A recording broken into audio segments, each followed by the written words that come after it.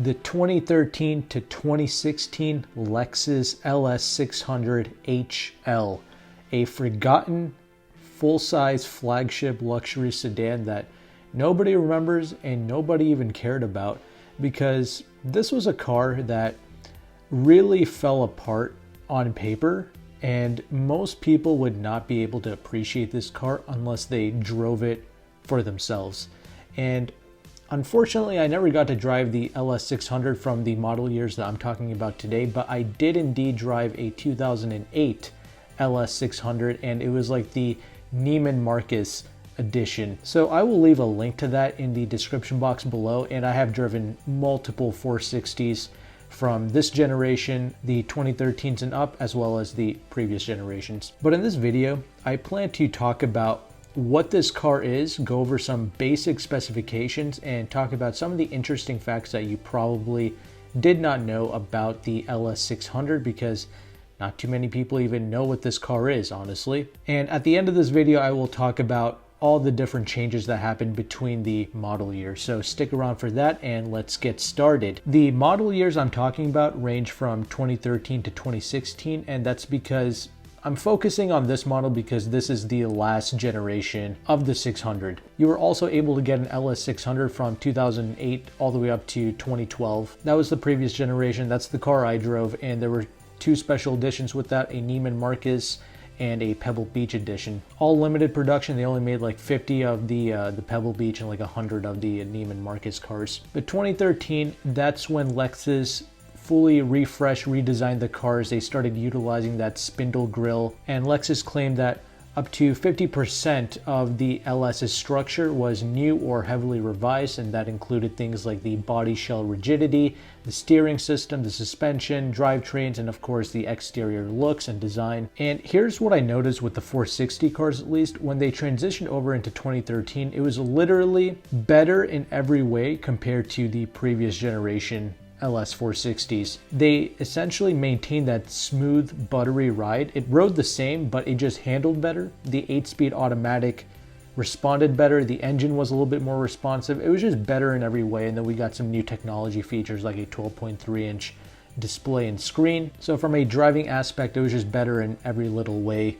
And that just added up to being a huge difference between the two generations.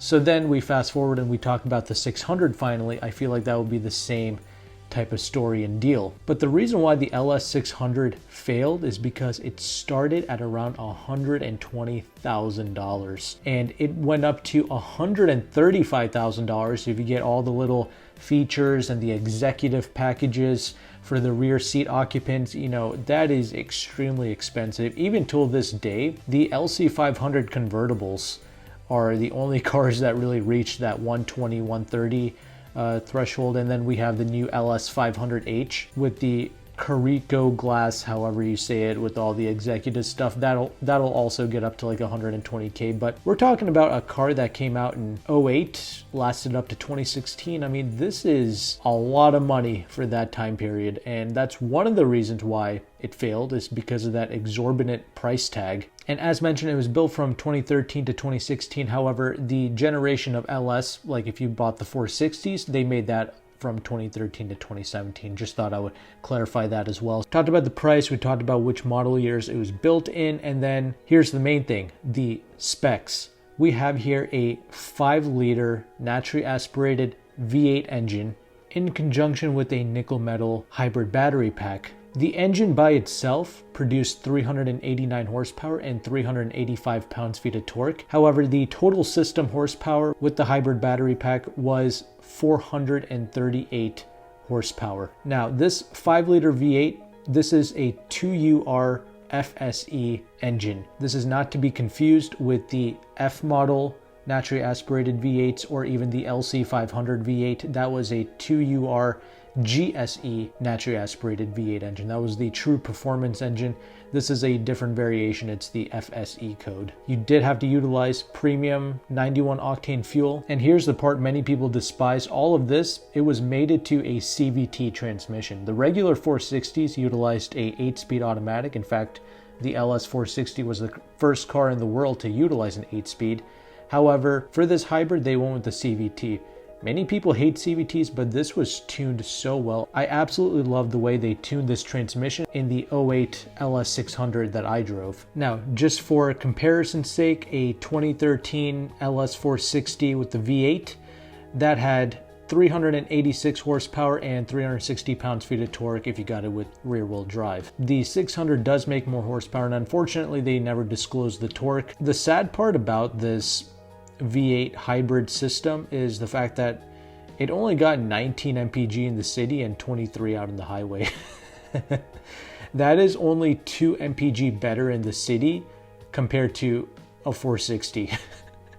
And the highway MPG is the same. You still had to utilize premium fuel. So you can see how this just fell apart on paper. Like, it just made no sense. You had to pay at least $120,000 for this LS600, whereas you could have gotten a 460 for way less money. Within the $60,000 to $85,000 range, you could have gotten an LS460. Now granted, this 600 does come almost fully loaded minus a executive package, but regardless, very expensive for a 2 mpg gain in the city. Now, the purpose of this whole V8 hybrid powertrain, this car, it was supposed to achieve like V12 levels of performance while getting the fuel economy of a V8. It didn't quite achieve V12 levels of performance, at least on paper, and it definitely got V8 levels of fuel economy.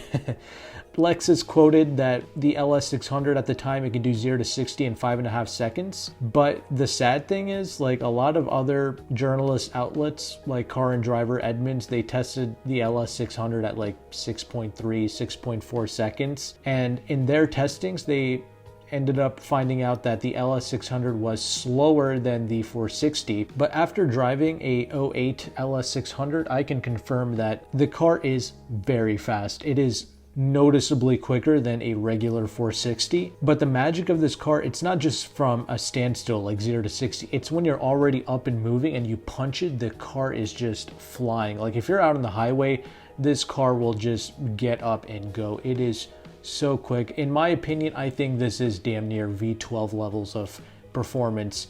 I think the 0 to 60 times is actually closer to what Lexus quotes at 5.5 seconds. But again, the magic and the true power of this car, it's when you're already up and moving and you go to pass somebody, it is so quick and noticeably faster, in my opinion, compared to a standard 460. And I love the way that CVT transmission kicks down. I really appreciate it. It's very quick to respond. Another thing that many people did not like is the curb weight of these cars. It was around 5,115 pounds or 5,202 pounds if you got the executive seating package. And that is extremely heavy, much heavier than a standard 460. And you can't really blame the car because it's got the hybrid battery packs. The LS600H only came as an L model, meaning the extended wheelbase. So it just offered 5 inches more legroom than a traditional 460. And it also only came in all-wheel drive as well with a Torsen limited slip differential. So that's why the car weighed so much, but also I never found that as a con. In my opinion, that extra curb weight really gave the 600 a unique character out on the road, almost like a Rolls-Royce Ghost type of vibe when you drive and pilot this machine. It just had a great sensation gliding over the bumps, and the car remained super stable, especially with that long wheelbase. I mean, it was just really well calibrated. It was a supreme luxury car experience for sure. The weight distribution was 52% in the front, 48% in the rear. We had a multi-link suspension both in the front and rear, and it was a air suspension unit that they utilized from the factory. That was the only suspension option. You could not get traditional struts with the 600 like you could with the 460s. And we also had variable gear ratio steering rack. You know, all of these things combined and put together, it just had such a great wafting sensation. And that's something that the 2020 LS500H did not have. This car was also dead silent. I really appreciated that. And the LS500H, when I tested it, had all this crazy fake engine noise. It was just making noises for no apparent reason. Whereas this was a classic luxury car experience. And I'm sure the main difference with the 2013s and up is the fact that it's just going to handle a little bit better. It's no sports sedan, of course, especially as a hybrid weighing over 5,000 pounds, but you get the idea. It was decent. The 2013s and up came with 19-inch wheels wrapped in 245 wide tires in all four corners. Another impressive fact is going to be with the coefficient of drag. It was very low at 0.27. But regardless, with all that weight, with all that mass, the all-wheel drive system still only managed 19 city, 23 highway. It could do a top speed of 130 miles an hour, but it was electronically limited to that top speed. Now, let's quickly talk about some interesting facts regarding the LS600 from 2013 to 2016. This car had two motor generators. The first one, the MG1 as they like to call it, its primary function was to be a generator and the engine starter. It was a permanent magnet motor and it was also water cooled. Now MG2, or motor generator 2, its function was to drive the wheels and to manage the regenerative braking, because after all it was a hybrid, and it did indeed have regenerative braking. And speaking of brakes, another problem with having a super high curb weight, even though I prefer it in a large luxury vehicle like this, I like that sensation that's digging into the tarmac. One of the problems you're going to find is you're going to notice a lot more brake fade, and the braking performance is not going to be so good due to all that weight. So that's the only con, really, in my opinion, driving a car like that on the street, but you do have that regenerative braking here. This MG2 motor, it's a permanent magnet motor, and it's a 650 volts, 221 horsepower is the max output of motor generator 2, and it is also water cooled. But as I already mentioned, total system horsepower was 438 horsepower. Because it was a hybrid, one of the benefits is at low speeds, or when you're initially starting up the vehicle, it does not utilize the gas engine, so you can kind of creep around parking lots and things of that nature without using any fuel, which is a great thing for sure. Another unique fact is going to be with the exhaust. We had a specially developed hydrocarbon absorber and catalyst system that's linked to a two-way exhaust to prevent hydrocarbons contained in the exhaust from being released into the atmosphere during a cold startup. The all-wheel drive system is indeed a full-time all-wheel drive, and it's supposed to adapt to the road surface condition. The all-wheel drive system is going to employ a compact ultra-quiet transfer case equipped with the Torsen limited slip differential. The LSD is going to provide rear bias torque distribution, so in normal straight line driving, the torque distribution is going to be 40% in the front and 60% in the rear. And as I already mentioned, the power is going to be changing and it's going to be distributed depending on the road conditions, things of that nature. One thing about the paint, we had 8 exterior paint options in 2013 to 2016. And these paint colors, they utilize 3 to 4 coats of a multi-bake process. I wish they would specify which paint colors used 4 coats of paint, but I guess we can assume that whichever paint you had to pay extra for, those are probably the paint colors that utilize 4 coats of paint, but I guess maybe it doesn't matter. All the Lexus paint jobs are of high quality, so it's not really an issue. Another good thing about the 600s are they pretty much came fully loaded. So for that $120,000, you get a ton of features and safety features for that matter. And the 19-speaker Mark Levinson audio system with 450 watts, that was included with the LS600.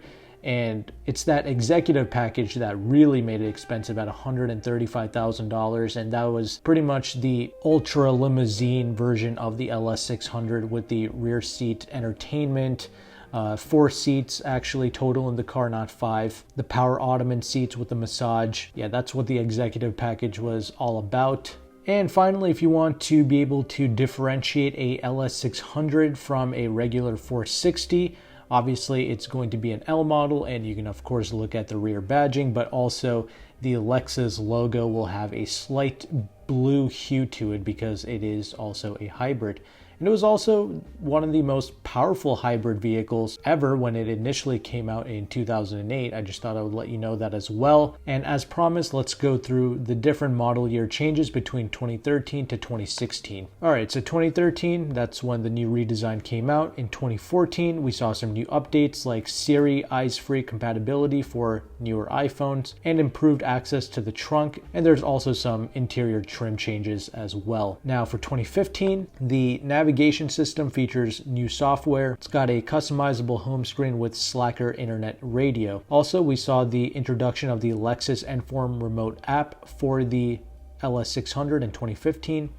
This allowed the owner to control functions through their smartphones. And finally, a rear view camera got some assistance lines to help you park the vehicle. 2016, the final model year of the LS600, saw some other interesting changes. With the Enform Connection subscription, you were able to get maintenance alerts, but more importantly, Lexus added body adhesives in multiple areas, and Lexus claims that this increased the rigidity and offered better steering feel and handling. Now, I've driven a 2017 LS460, and I've also driven a 2013 LS460, and there's literally no change in how they drove. So that body adhesive, it's cool. It's great that they added that, but it makes no difference in the way the vehicle feels or handles. The biggest change is when you go from a previous generation 460 to these new spindle grille design vehicles. That's where you see a very noticeable change in handling and sharpness, and also the reaction of the drivetrain. So those are all the interesting things that I wanted to share with you regarding this forgotten LS600 flagship sedan. I don't blame anybody for not purchasing one of these cars when it was new, because the price was just asinine. And most people probably didn't even bother to test drive these cars, but there is indeed a difference.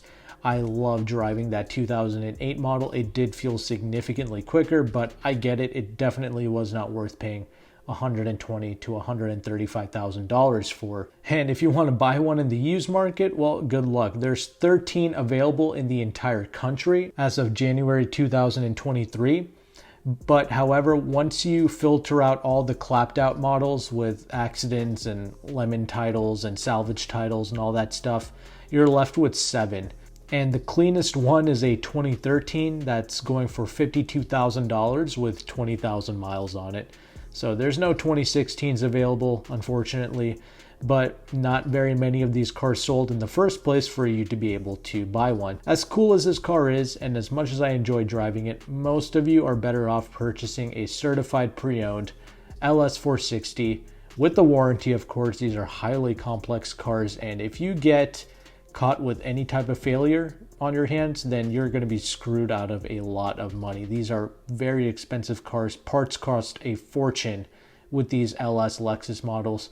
Most of you are better off just buying a ES or a RX. Those are really the best Lexus vehicles for most people. And for 50 grand, for $50,000 to $55,000, you can just get a brand new 2023 ES 300H, which has flagship-like qualities. It feels very similar to an LS, rides pretty much the same, comes with a phenomenal interior space, but it only costs like 55 grand and it gets like 40 mpg. That is the best daily driver in the Lexus lineup by far. So hopefully you learned something from this video. Let me know, are you an owner of a 600 LS, or have you at least tried one? And if you have, let me know if you agree with me. Is it a massive difference and change between the 460? I personally think so. I think it's noticeably quicker. Let me know in the comment section your thoughts about this car. I'll have the next video on the end screen here, and I will see you there.